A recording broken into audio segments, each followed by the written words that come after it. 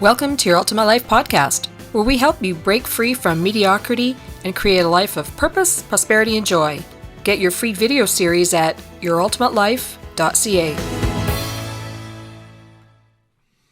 Hi there, and welcome to this episode of Your Ultimate Life, episode 861 on the podcast dedicated to helping you create a life of purpose, prosperity, and joy by using your gifts, talents, and your life experience. I'm excited today to have Fran Bailey as a guest. Welcome to the show, Fran.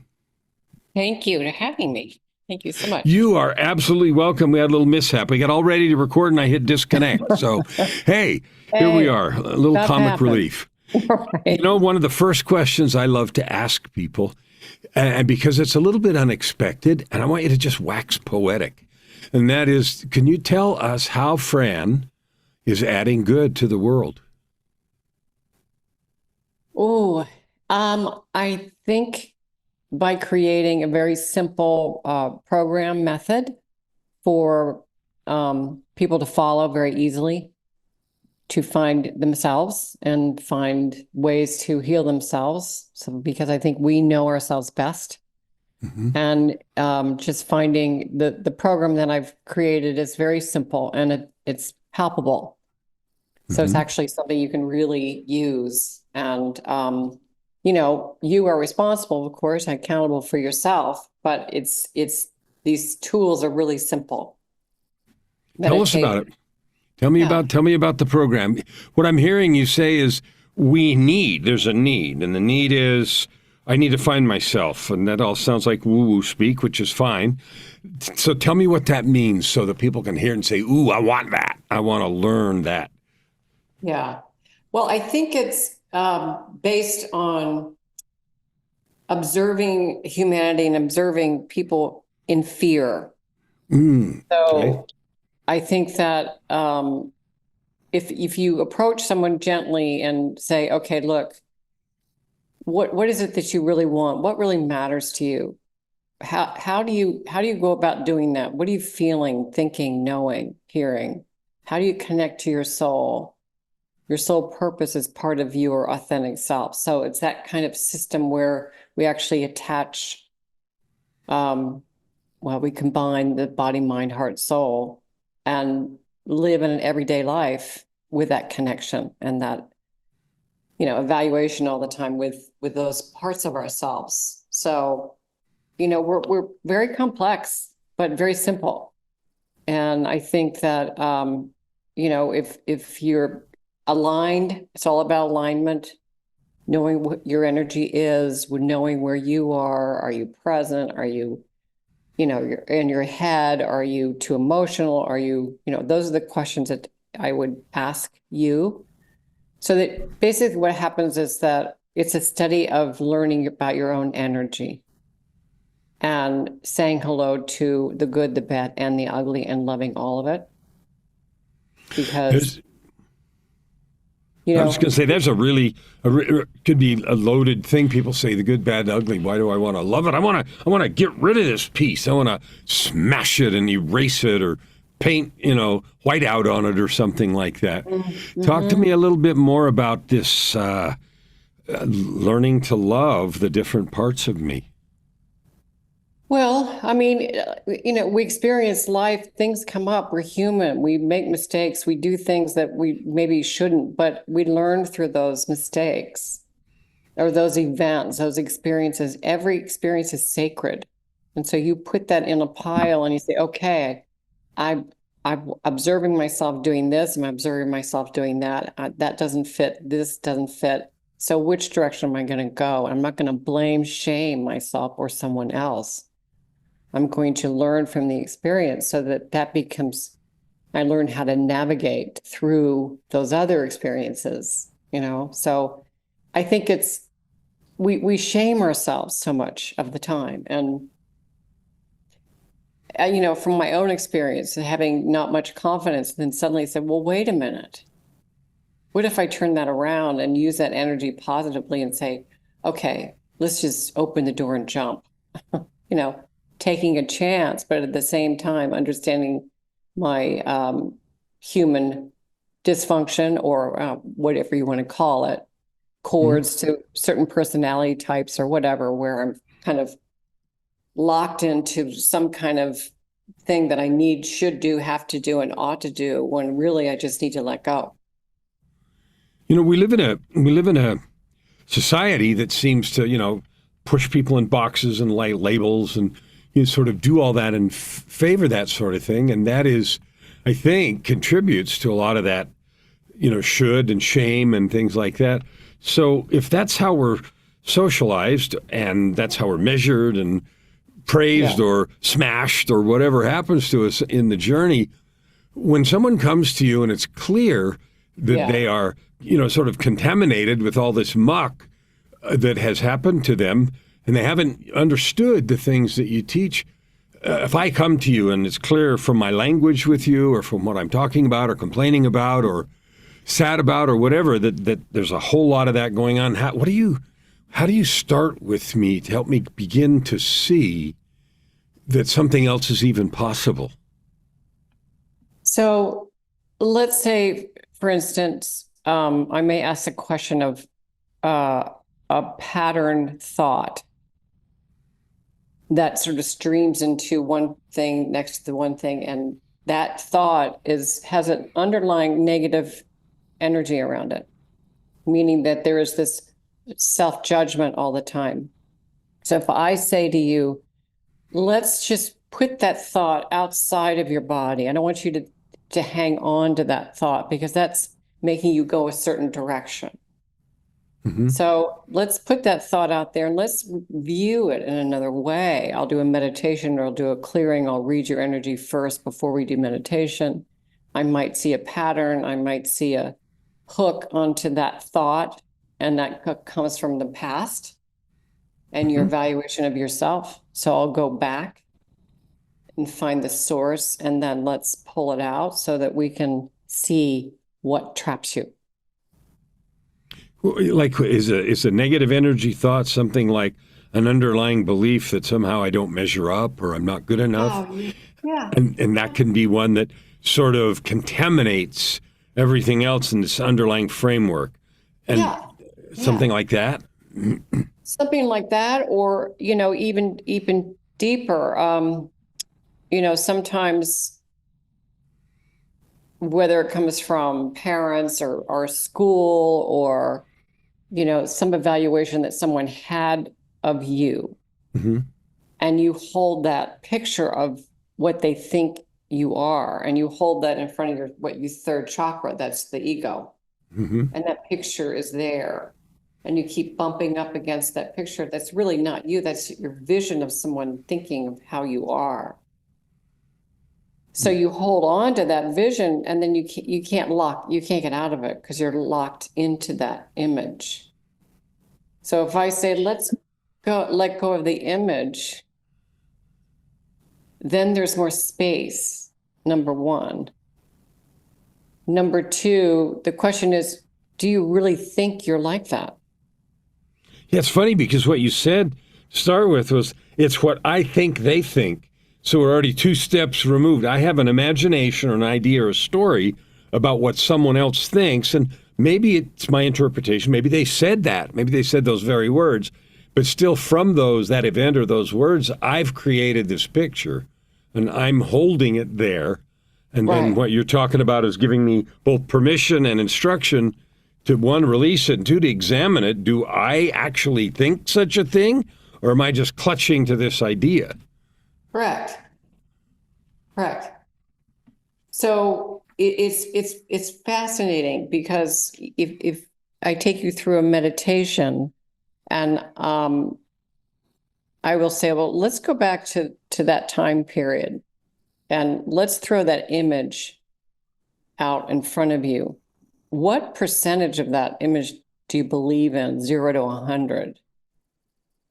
So you're actually, looking at that, you think, oh my God, that's really not what I'm really thinking of myself. It's what I'm seeing of others, and I'm holding on to it. So then you drop that scale, and you drop the image, and then again, there's more space. So it's the physical kind of release. I love the way you describe that, because I can experience as you described it, the picture here and bumping up into it and then removing it, creating some space. You mentioned a couple of things in setup for that that I want you to elaborate on a little bit. You said, well, I might read your energy, or I might take you through a meditation. And I know those are all part of a larger process, but just talk to me a little bit about what it means to read my energy.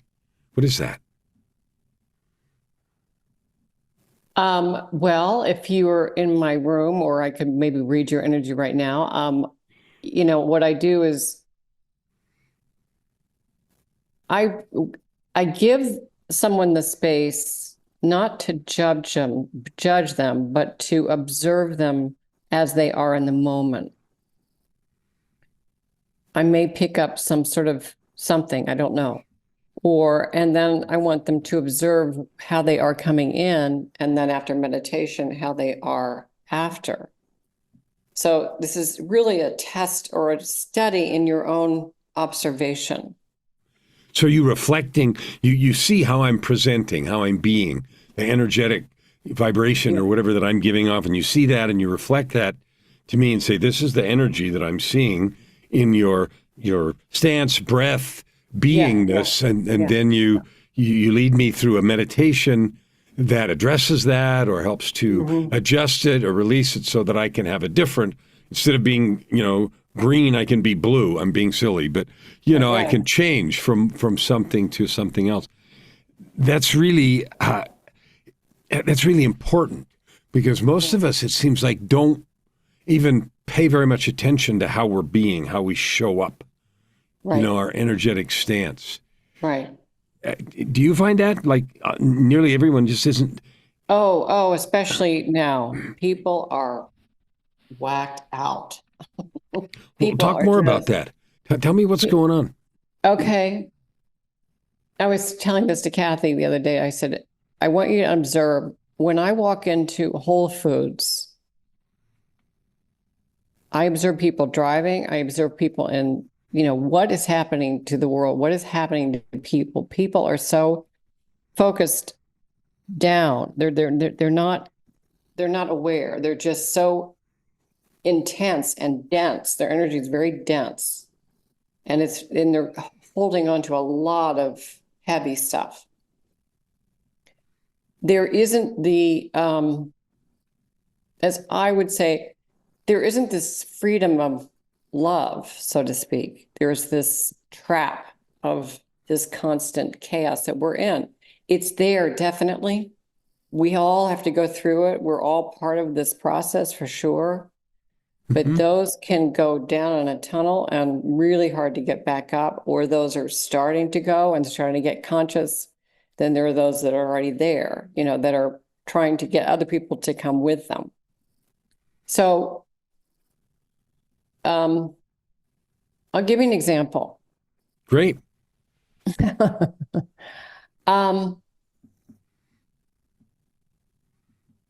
So there was somebody in my house that was coming, and he's this artist. He's really great and wonderful, very creative. He's doing a documentary on a person that started King Records. Anyway, it's fabulous, fabulous. And he's extremely ADD, but at the same time, this runs this really creative energy all over the place. So he came into the kitchen. I was doing an interview in about 20 minutes. So, his energy came in and went, oh my God, I got to stay grounded. Right. So that's what you're responding to someone in your space. And he was in that creative process, and he was talking about a next project and this and that. I stood in the kitchen and I was looking at the window. I said, stop. What do you want? You have so many things going on that I'm spinning. You're spinning, and it's affecting me.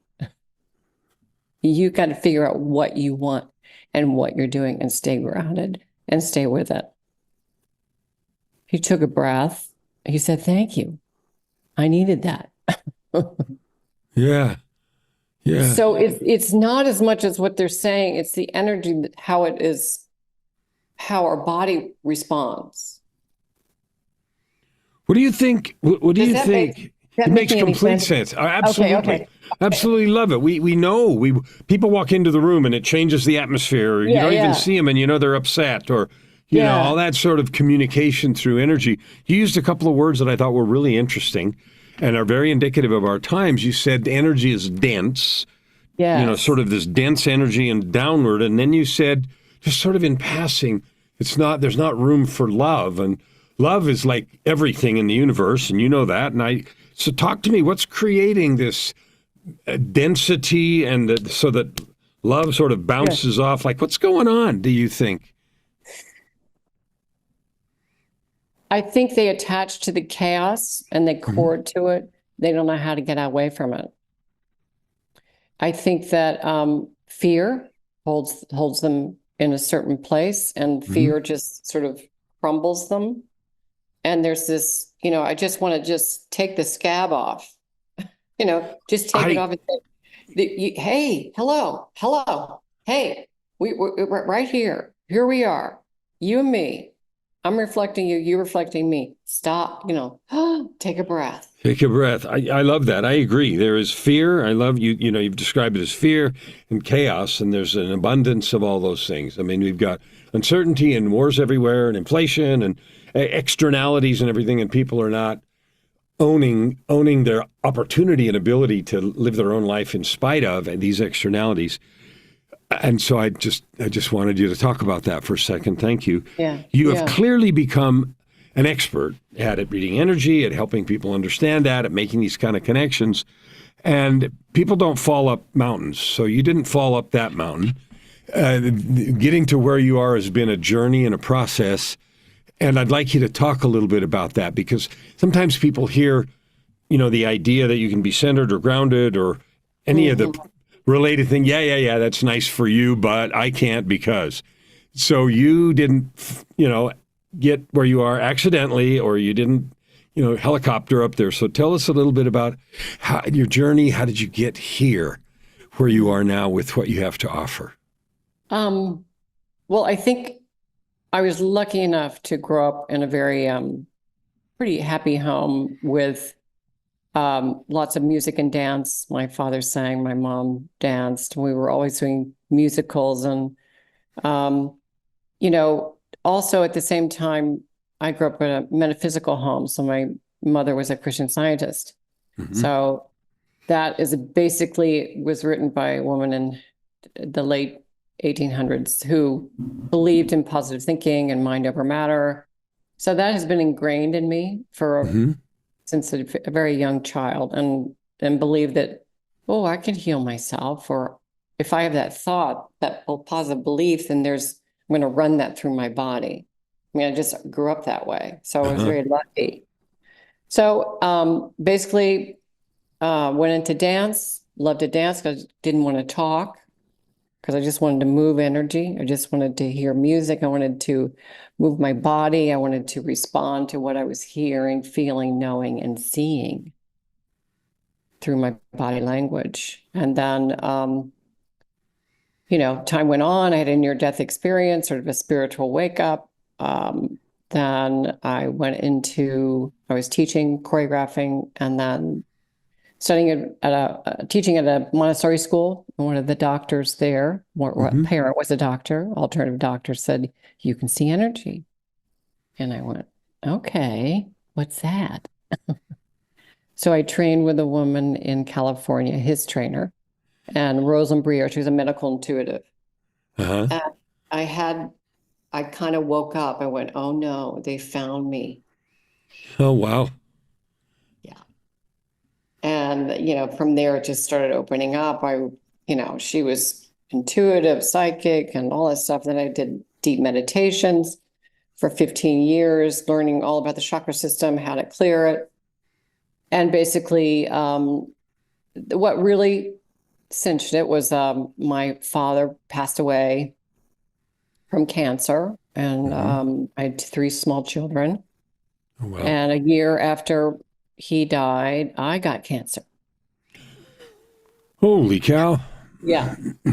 So, the body doesn't lie. And of course, it was in cervical cancer. And Hmm. it was, of course, that's the emotions, overwhelming emotions. The body will respond. And by then I was learning how to run energy and basically learn how to kill the cancer cells, Wow. energetic. So, I went to the doctors and they said, oh, you need to take everything out. And by the way, you need to get a tummy lift because you had twins. I said, what?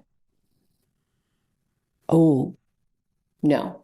So I went to a female doctor and said, no, I'm not taking anything out. I believe that I can heal myself. She said, you don't have to take anything out. I said, great, let's go. So between her medical world and my positive thinking, meditating every night, running energy in that area, saying no shame and guilt, I'm whole, I am alive, I am okay, and I'm going to shrink the cancer cells. And I, went every, for 3 years, I went every 3 times a year, 4 times a year, every 3 months or something, and then 6 months, and then I'm clean. So basically, after that, that's when the method really started. I said, I got to do something. I got to help. I got to teach people that you're still whole no matter what. You're still anyway. That's That's an how. astounding story. I didn't mean to interrupt you. Are there any? You said that's how the method came, and I was going to ask about that, but I didn't mean to stop you. Was there more? Um, no, I mean, from there I just build. I just had clients and students here, and then developed the body work. And then the last thing that I pulled together was the body work, but also the Enneagram, which is the study of personalities. And a Hmm. man named Gurdjieff started that. And that sort of said, hello, that I'm human. Wow. I have personality issues. Okay. I'm okay with that. Yeah. Great. So that's it. That's kind of like, oh, well, if it's not this, then it might be your personality, or it's not this, or, that kind of Yeah. full, aspects of all of you. So you used the word in our conversation right before we jumped on. You used the word Shiva. And when I sent you a panicked email telling you to jump back on after I disconnected you, I saw it was, .Shiva. So tell me about that system and what you've created. And I understand from what you said before and just now, it's Enneagram, which is, I know about. I have a friend who's a fanatic in that and has analyzed me 6 ways to Sunday, but I haven't ever actually become a practitioner of any kind. So tell me about your whole system and what it is that you offer. And I understand that you've got a book that you've recently written. So tell me about the book, the system. Like this is Okay. the real answer to what you're adding good to the world. So tell me all about it.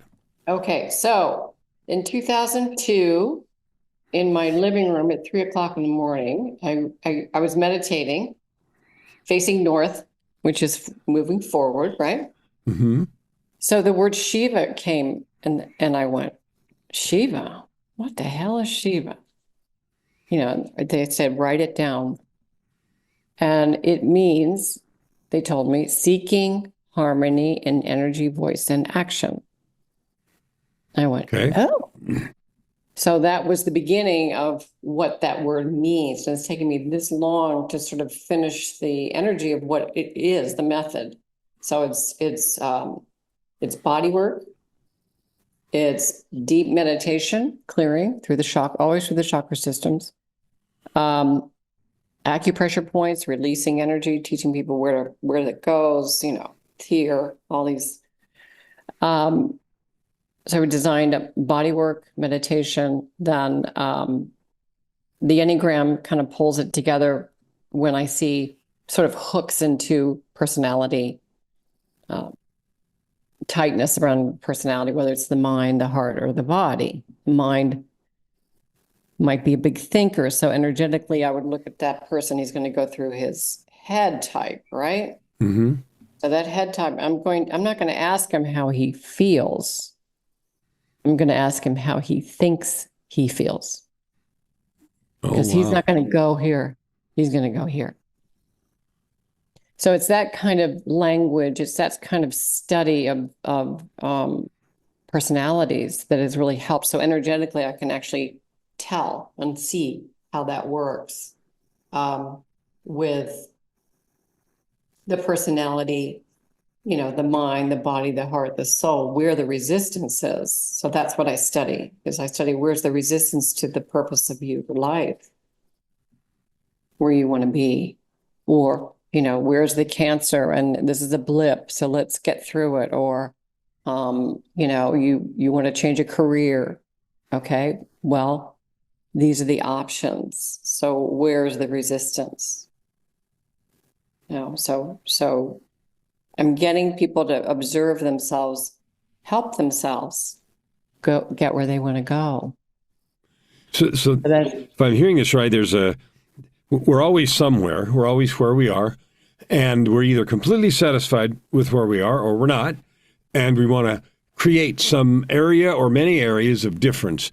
But in that process of creation, there always seems to be some kind of gravity, resistance, physical gravity, if there's body issues, or spiritual, energetic gravity, if stories in our mind. And you're helping me with this combination of body work and energy release, acupressure, meditation, chakra clearing, a coordinated system, and then the personality elements of the Enneagram to help me identify the resistance, what it might be saying, and then how to get past that so that I'm able to move forward in creating whatever change or manifestation that I want to create.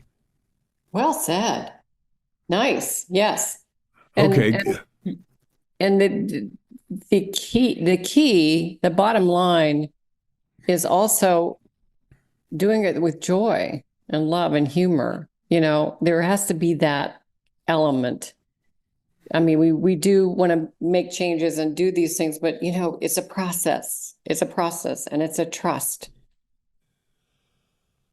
Well, I love that. The process, trust, trust in my mind equates with surrender. People hear the word surrender and they think of abdication, and really it's trust, right? Trust that there is a path, there is design, there's something cohesive holding all this together. And, we don't have, not only do we not have control, we don't need to have control of all this stuff. We have elements to touch and use. And so I love that you do that. How do people find you in terms of recognizing not only that they have these resistances or barriers, but that you, Fran, you're the person that they need to come see to address that? How does that happen?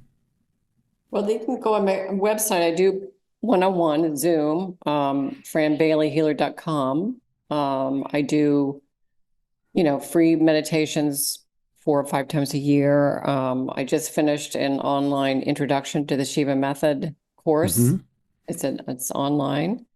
My book Emergence is basically studying of all the chakra systems, and it's all full of colors and every chakra, and that's beautiful, and quotes and that kind of thing. So, there are all kinds of tools. I just did a year and a half ago. I did a channeling mandalas for each center, and you can actually hold it. This is what one of them looks like. I'll do the 7th. Actually, I'll do this. Yeah, this is just the 7th chakra. Oh, wow. Yeah. It's beautiful. Yeah. So it's very channeled energy. And then I'm not an artist, but okay, I guess I'm doing this. Right. So what does that do for someone? Like you have 7 of them, you referred with 7 chakras. So if I have that, do I sit on it? Do I put it on my head? Do I wear it? Like, what do I do? You actually, for like if I'm giving a session, I will put this on the table. So I have the table. Either I'm going to put you on the table and run energy on you, or I'm going to see what chakras you're attracted to. So this is Oh, the okay. seventh. So I go first to second. I said, stand back and tell me what you're feeling. What are you feeling? What are you pulling towards? Which one are you pulled towards? Which one are you pulling away from? Which is cold? Which is wet? Which is, just observing what your energy is doing. And then that gives me a cue, gives them a cue. Oh, I need to say hello to that. Or so it's this other tactile kind of visual, an energetic wake up. So there's tools like that. There's free meditation at the bottom of the page you can download. Anyway. So no, this is wonderful. I want to know where someone can. Is all this on your website? Like you said, you did meditations here and there. So tell me the website again slowly, so people can hear it and know it. Fran Bailey Healer. Is that what you said? Yeah, franbaileyhealer.com. Fran Bailey with an E. So FranBailey healer.com. And there I can find these beautiful pieces of art. Is a link to your book on Amazon, I'm presuming, and to find these different tools that you've created.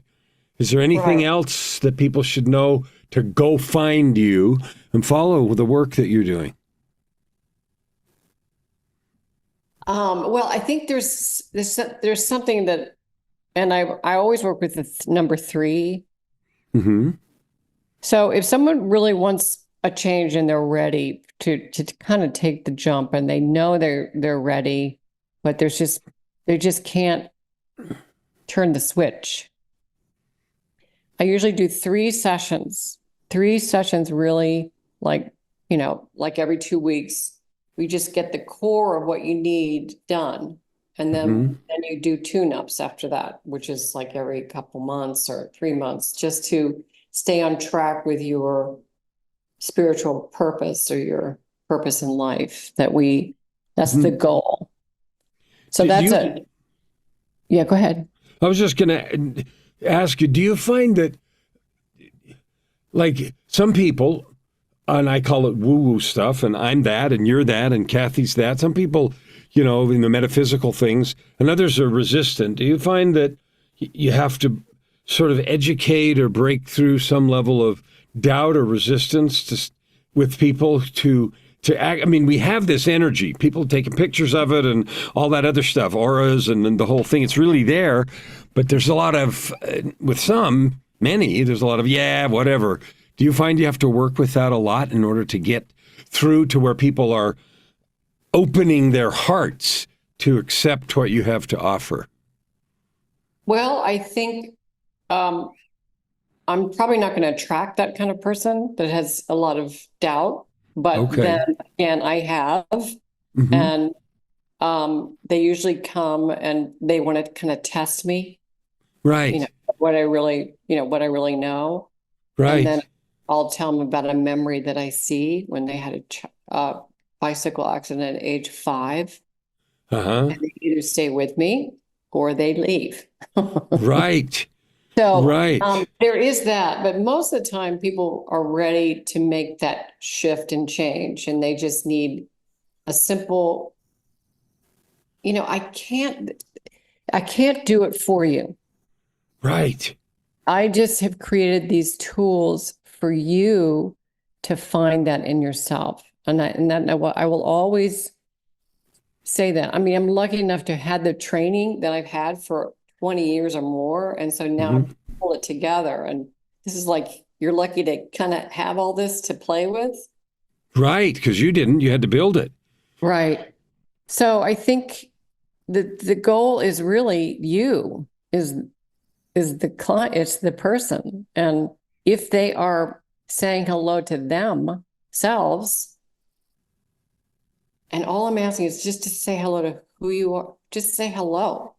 And let's get past that stuff so that we can unveil what's important to you. I love that, and I'm certainly grateful, honored to have you on as guest, and grateful for the work that you're doing.